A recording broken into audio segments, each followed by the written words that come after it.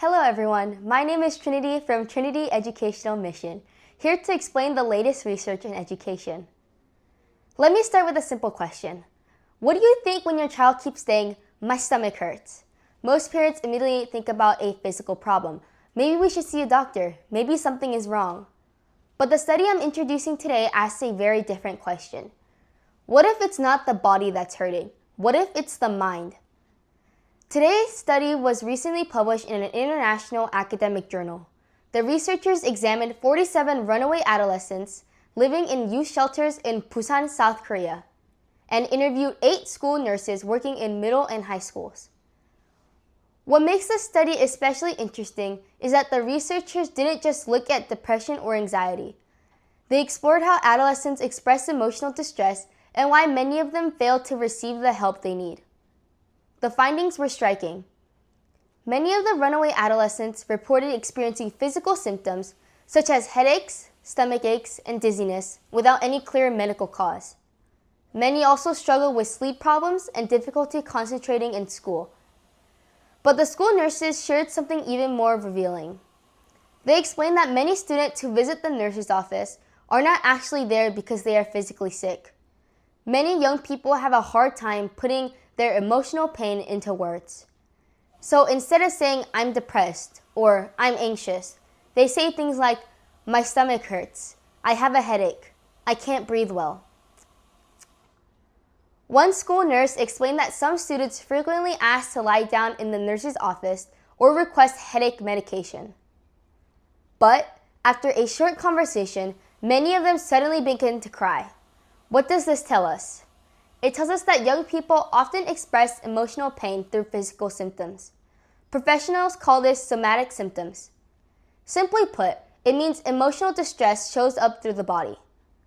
For one teenager, stress may appear as stomach pain. For another, it may be headaches. For someone else, it may be constant fatigue without any obvious medical reason. The study uncovered another serious issue as well: self-harm. Some adolescents were expressing emotional pain not through words, but by hurting themselves.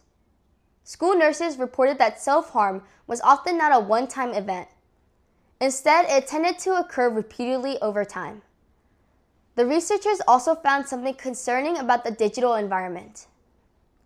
According to school nurses, self-harming behavior sometimes spread among peers through social media and short-form video platforms. Teenagers may imitate behaviors they see online or copy what their friends are doing. As a result, dangerous behaviors can gradually become normalized. However, it's important not to misunderstand this finding. The study is not saying that social media itself is always harmful.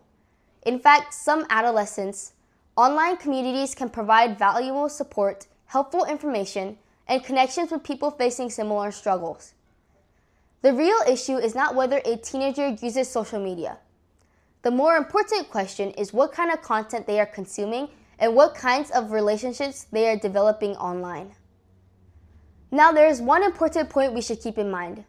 The study focused specifically on runaway adolescents. That means we cannot automatically apply every finding to all teenagers. At the same time, the researchers identified something that extends far beyond its group. Many adolescents do not communicate emotional pain directly. Instead, they express it through physical symptoms or changes in behaviors. That is why this study offers valuable lessons not only for families of at-risk youth, but for all parents.